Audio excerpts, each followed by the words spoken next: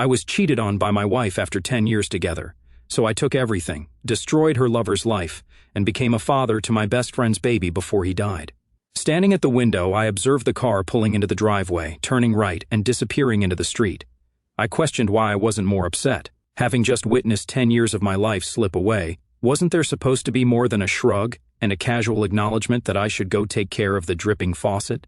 Turning toward the kitchen, I mentally replayed the events of the last half hour. Returning from work, I found my wife, Peggy, seated at the kitchen table with a full glass of wine. I sensed something was amiss right away. Firstly, she was home before me, a departure from her usual schedule of arriving half an hour to an hour after me. Secondly, there was nothing on the stove. Finally, a glass of wine, a rare choice for Peg. No sooner had I entered the room than she asked me to sit down, revealing she had something to say. Grabbing a beer from the refrigerator, I settled across from her. Peg told me she had noticed a disconnection between us in the last 6 months. Uncertain about the cause, she expressed her concern about our drifting apart. Despite attempting to discuss it, all she heard was that we were going through a rough time and things would improve.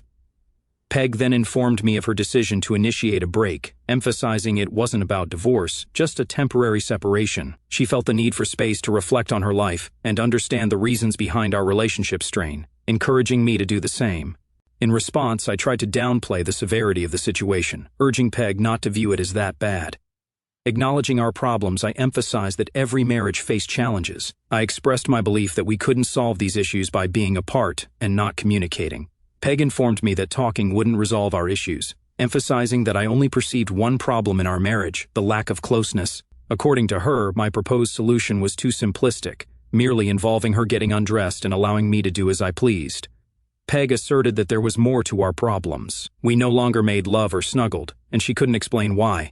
Despite still loving me as much as the day we got married, something was wrong, and she needed space to figure it out. She clarified that she didn't want to throw 10 years of marriage away, but believed that time apart might help. Peg had already packed her belongings and planned to stay with her sister until finding her own place, promising to call me weekly to stay in touch. As she prepared to leave, mentioning her commitment to marry, she departed without a goodbye kiss. Her actions spoke volumes, revealing the depth of our situation. It didn't take long for word to spread that Peggy and I had broken up. Most of our friends sympathized and tried their best to cheer me up. Peggy would call me once a week and ask how I was feeling, and I'd say I was doing fine. Then I'd ask how she was feeling, and she'd say she was fine. Then I'd ask her if she was ready to come home, and she'd say, not yet. 6 weeks into Peg's absence, unsettling rumors surfaced, hinting at her having a boyfriend. I didn't want to believe it. I wanted to believe that it was just like she said, that she just needed some time alone to get her thoughts in order, and then she'd come home. I kept hearing different things, so I decided to check out the rumors. I would find out where Peg was staying, do a little investigation, and put an end to the rumors. But no one could tell me where she was staying, either couldn't or wouldn't, and I began to sense that something in the situation was extremely suspicious. I dined with my friend Tom and his wife Tanya, and shared my concerns, inadvertently revealing that I planned to hire a private investigator to locate Peg and verify the rumors. I observed Tom exchanging a glance with Tanya, and she subtly nodded. Tom advised me to save my money, confirming the accuracy of the rumors but refusing to disclose further details. In response to my inquiry about Peggy leaving me for someone named Adam White, Tom explained that Adam worked with Peggy, and she had indeed left me for him. I expressed confusion, questioning why she didn't simply get a divorce instead of opting for separation. Tom countered by highlighting Peg's meticulous planning, suggesting that she had been dating Adam for almost a year and likely had contingency plans in place. According to him, Peg might have organized the separation so she could return home if things didn't work out with Adam. Feeling frustrated with the lack of information from my supposed friends, I stood up, tossed my napkin on the table, and declared that I would walk myself before leaving. On the way home, I pondered what I had just discovered. No closeness with Peg for over a year because she refused to be with me. No closeness for over a year because she rejected my touch. And all the while, she pretended everything was fine. I stayed at home, played the good boy, and waited for the unfaithful truth. All my friends knew, yet they let me sit there and wait. The waiting was over. The next morning, I scheduled an appointment with the cordless detective agency and provided them with an advance. I informed them of Peg and her boyfriend's workplace, instructing them to gather all possible information. Then I went home and created a list of tasks to end my relationship with Peg. I mentioned that I would wait for the detective's report, intending to have the list and be prepared once it was available. After completing the list, I leaned back in my chair and contemplated another issue. I acknowledged that it had been almost 16 months without any closeness due to Peg's rejection, and I decided that now that I knew the reason, I wouldn't remain celibate any longer. Sitting at the kitchen table, sipping a beer, and planning to end the long dry spell, I recalled Tom's words about Peg's meticulous planning. Knowing her well, I realized she had plans for my reaction and how to use it against me in the divorce. The list I made was useless. She could predict my response. A new list took shape, requiring immediate action and strategies to turn the tables on Peg. The next morning, I went to the bank to deposit my check. While there, I checked the safe Peg and I shared. The register showed Peg regularly checking it weekly. I noticed she was watching me, ready to respond at the first sign that I was onto her. I pondered that for a moment. Afterward, I removed the 5 certificates of deposit from the plastic envelopes, went upstairs, and used the bank's copy machine to duplicate all 5. Subsequently, I placed the copies back in the envelopes within the box. Unless Peg took the discs out of the envelopes to check them, she would never know about the switch. Knowing that Peg was keeping tabs on me, I casually took my passport out of the box and mentioned carelessly to the woman at the bank, as she returned the box, that I was going to Mexico for a fishing trip. I walked out of the bank with 5 CDs in my pocket. My visits to the bank averaged 2 times a week. During each visit, I cashed in 1 CD, paid an early withdrawal fee, and then stashed the cash when I got home. Lacking faith in credit cards due to their potential pitfalls, I held an American Express card in my name where the full balance is settled with the bill, along with several gasoline company credit cards and 1 Visa card with a low limit. In contrast, Peg possessed a good half-dozen credit cards in her name, some with high limits. Monthly, I paid the bills, compiled a list of the balances and set it aside. I compiled a list of desired items, then went online. Over the next 2 weeks, I initiated spending on Peg's credit cards. My intention was to leave her with substantial credit card debt upon my departure. I upgraded my computer, acquired a new Dell with all the accessories, purchased a Remington 700 on eBay, and obtained other items like a digital camera and a modern phone with various features. The house belonged to Peg, inherited from her parents, so I had no legal claim to it. Nevertheless, we used it as collateral for an open line of credit. Timing it right, I could draw from the line before she realized. Previously, I had questioned why, during our trial separation, she left me in her house instead of asking me to leave. I now understood that being in the house implied I was eagerly awaiting her return. I viewed the separation as temporary from her perspective. Subsequently, I closed my 401 cat at work, paid the penalty, and saved the money. I leaned back in my chair and awaited the private investigator's report. The only challenge was how to discreetly conclude it without attracting attention. To avoid surveillance, I decided to plan weekend fishing trips. She was aware of my fondness for fishing and the catches I brought home, making it unlikely for her to hire a private investigator to follow me. After all, wasn't I a fool? Hadn't she been playing with my mind for over a year? On a Friday, just before leaving work, I received a call from Tanya, urging me to stop by their place. Despite attempting to decline, she insisted it was crucial, so I agreed to visit. Upon arrival, Tanya welcomed me and led me into the living room, where Tom was seated in a soft armchair. He stood up, extended his hand for a shake, and motioned for me to relax while he fetched a beer. Tom informed me that Tanya needed to talk to me, assuring me that he agreed completely with what she was going to say. After he left for the kitchen, Tanya indicated that I would need some beer. When Tom returned, he handed me a Bud Light, mentioned that he had things to do and wouldn't be back until midnight, and then left through the front door. With the door closing as the signal, Tanya began to speak. She acknowledged that I overheard their conversation the night I ran away from them, expressing regret for any hurt caused. Tanya explained that they genuinely liked me and didn't intend to hurt me. Complicating matters, she revealed that she and Peg were also friends. Tanya admitted they hoped Peg would return home to me, acknowledging my love for her. They had kept quiet, believing that if we were together again, forgiveness and forgetting wouldn't be an issue. Tanya considered this their apology and revealed it was only part of the reason they wanted me to stop by. Knowing my character, Tanya stated that they believed I wouldn't cheat on my wife, comparing it to my aversion to robbing a bank.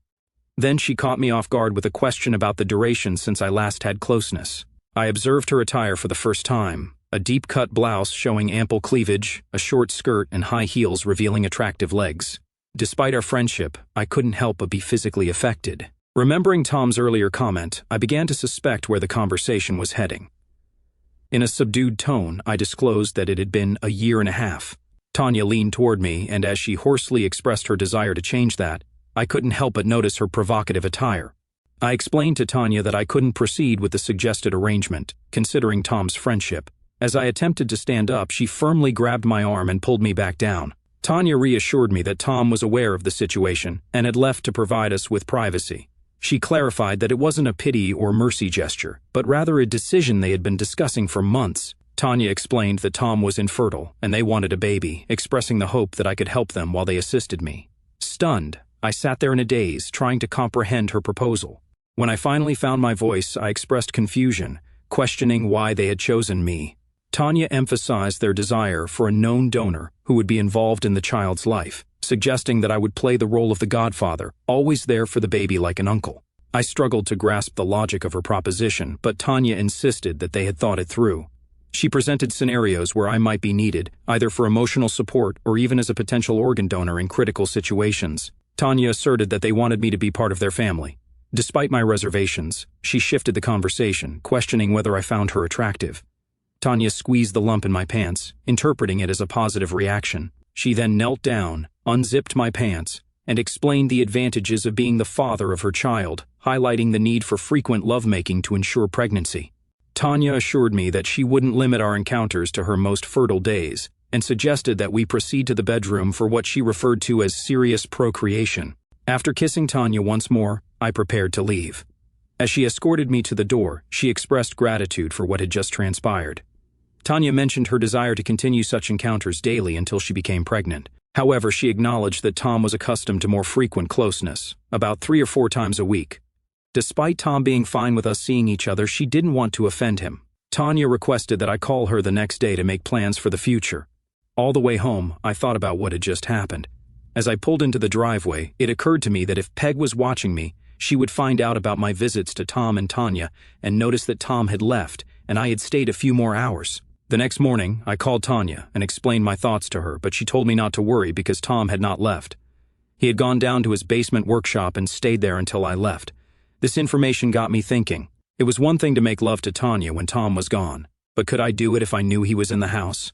Tanya must have known what I was thinking because she said, "Don't worry, Rob. Everything will be fine, I promise." That same day, I got a call from Tom, inviting me to have a drink with him after work. It was a bit awkward. Try sitting down with a guy you've known for 20 years, who's a good friend, and whose wife you just had a consensual night with. He must have known what I was thinking, so he got right to the point. Tom acknowledged the awkwardness of the situation and expressed the need to discuss it. He affirmed his complete agreement with what had transpired between Tanya and me. Tom disclosed that Tanya hadn't revealed the full truth, and admitted that he was impotent, unable to engage in intimate activity for over a year. He explained that Tanya's passionate behavior the previous night was an attempt to compensate for his inability, and her concern for not wanting to hurt him was a cover for the truth. Tom contrasted Tanya's consideration for his feelings with Peg's selfishness, noting how Tanya put him first even in challenging circumstances. Tom shared that Tanya's sensuality was a challenge for him, and despite her efforts to cope, she was inevitably going to seek satisfaction elsewhere. He understood her love for him, but recognized the impossibility of maintaining their relationship if she were to cheat behind his back. Tom revealed the dilemma he faced. While he could comprehend the reasons for potential infidelity, he couldn't tolerate the dishonesty that would come with it.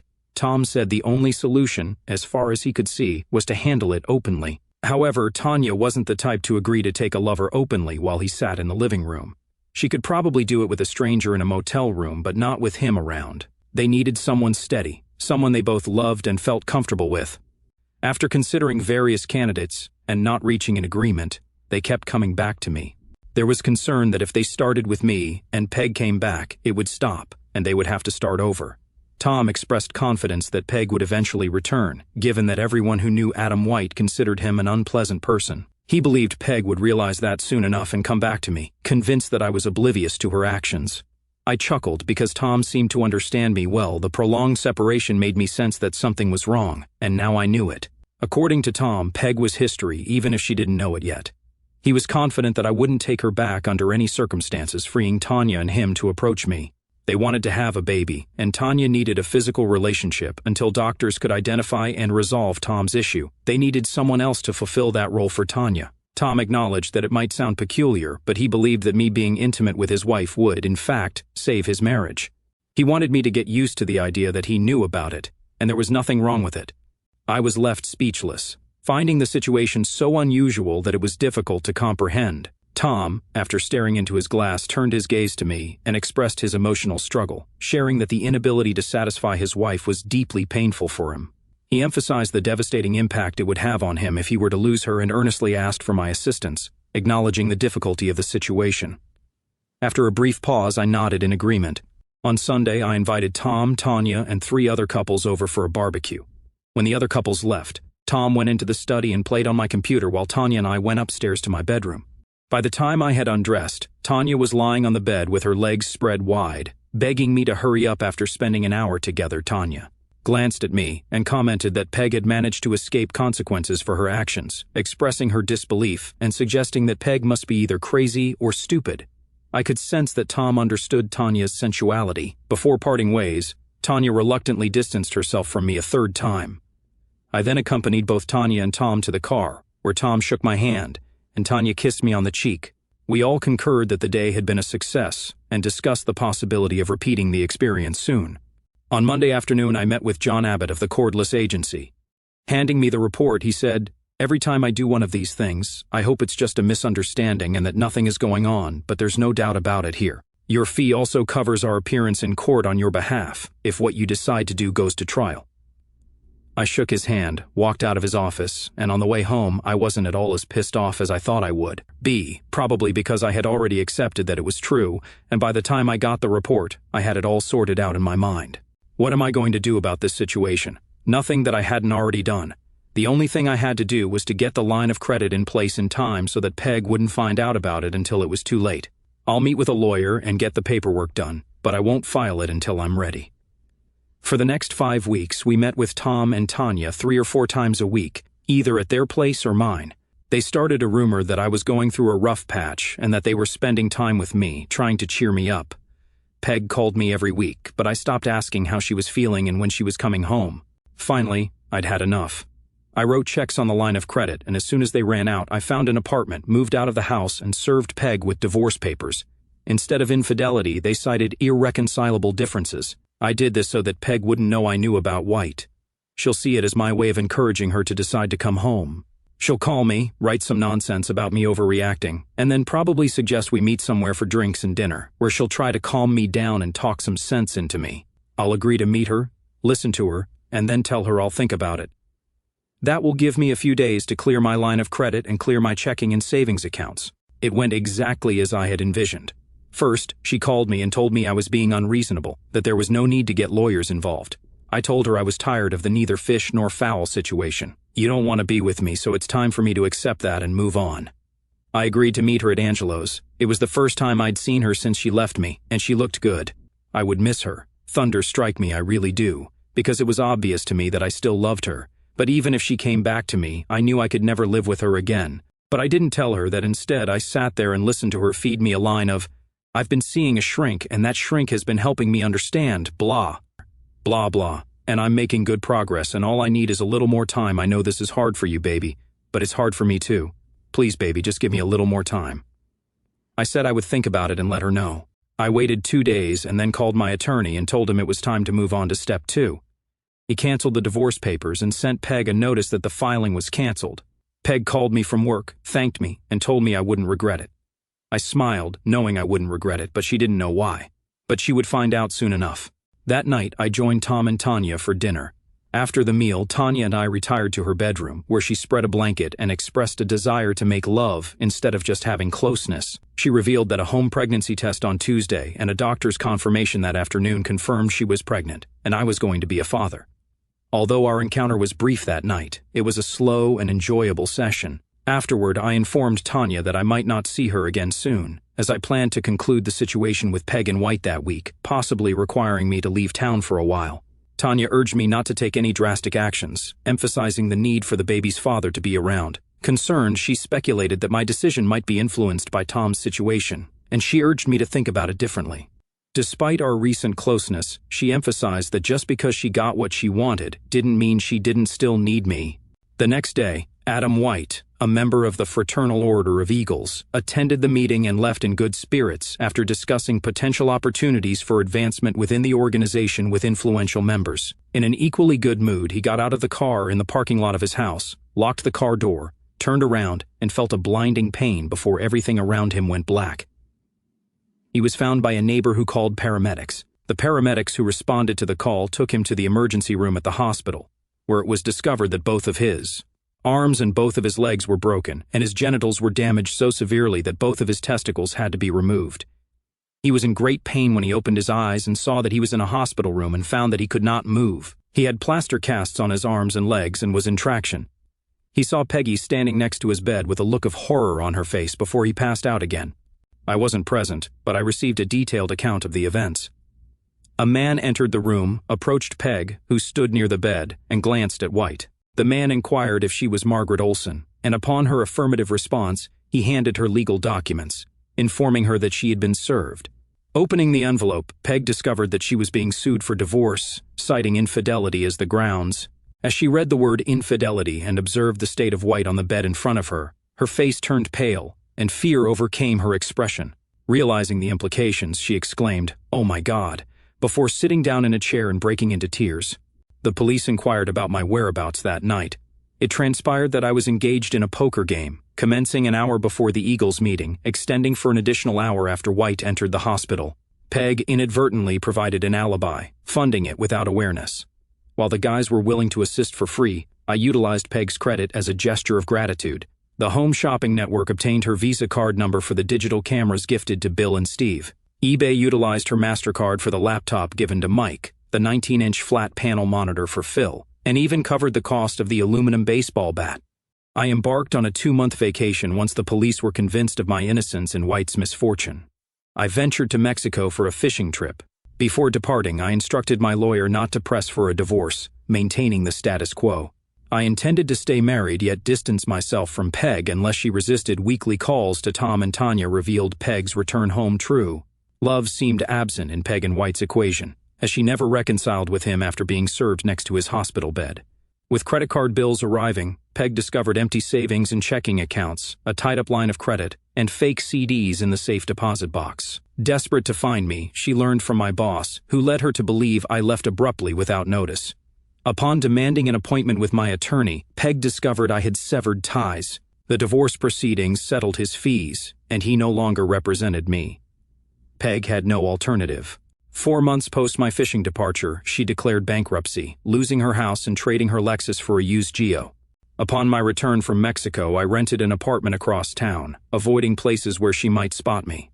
Tanya, now 5 months pregnant and even more alluring, and I resumed our relationship without concerns about being observed. 2 or 3 times a week, we spent nights at each other's places.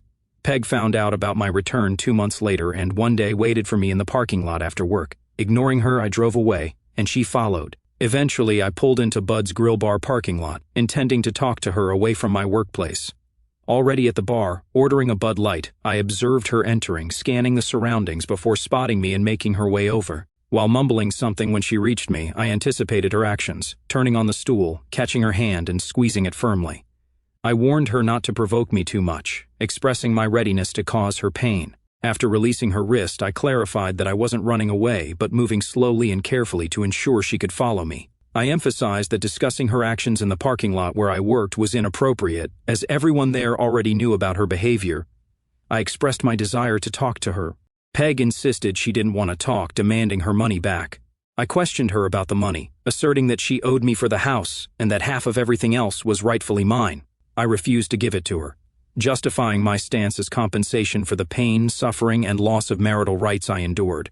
I recounted the 1.5 years of abstinence while she was involved with someone else, highlighting the humiliation I faced as people viewed me as a deceived husband. I accused her of making me lose her parents' house, expressing frustration and resentment. I confronted Peg, expressing skepticism about the significance of the shared assets, given her decision to live with another man. When she demanded money, I firmly rejected her request, asserting that she had attempted to manipulate me, got caught, and faced the consequences. I informed her that the court would determine the division of property, but she wouldn't receive any money from me. I outlined a strategy for the legal proceedings, explaining that once she sued, I would countersue. I emphasized the ability of a skilled lawyer to prolong the case for 6 to 8 months, during which she would be paying her attorney. I questioned her financial ability to sustain legal fees without gaining anything. I claimed to possess sufficient evidence to defend my case in court, warning her that if I won, she would suffer the consequences. In a worst-case scenario for me, I described a scenario where I would agree to divide the assets, but subsequently evade payment. I highlighted the impracticality of retrieving money from me, as I had no savings or checking accounts, a leased car, and lived in a furnished apartment. I underscored that the only recourse Peg and her lawyer would have with a judgment was to garnish my paycheck. However, I warned that if my paycheck was garnished, I would lose my job, leaving her with minimal financial gain after spending years on attorney fees. All that's left is to return to the judge and face the possibility of jail for contempt of court if I refuse to comply. I informed Peg that she could expect only a postcard from a small fishing village in Mexico, where I would reside until my funds ran out. I acknowledged that, thanks to her, I now had something else. I urged Peg to come to terms with the fact that she had manipulated me, been caught, and faced retaliation. I suggested she consider herself fortunate, especially when reflecting on the fate of her boyfriend. I emphasized that she could still be intimate with anyone, unlike her boyfriend, who had lost his masculinity and could never be with another man's wife. When Peg accused me of having a hand in what happened to Adam, I pointed out the difference between perception and proof. I questioned her about the progress of her novel, noting that she hadn't seen Adam since the first day he was in the hospital. In response to her assertion that I took away the only thing he had, I sarcastically acknowledged his well-endowed nature and prowess as a lover. I suggested that if I had known she would eventually come back to me, the entire situation could have been avoided. I ended the conversation with a tone of regret, musing about the potential for a more joyful life if we had communicated better. Peg responded with irritation, labeling me a prick, to which I retorted that she was a worthless phony. I finished my beer, stood up, said bless you, and walked out of the bar. 3 days later, I received divorce papers, citing irreconcilable differences. I made no objection, and she received half of the marital assets with an order for me to repay the borrowed money. I wished her luck and discarded the final decree. She must have believed my predictions because I never heard from her again. One interesting outcome emerged from this chaos. Everyone agreed White was a prick. Even pricks can have a friend or two, and one of them was Peg's boss.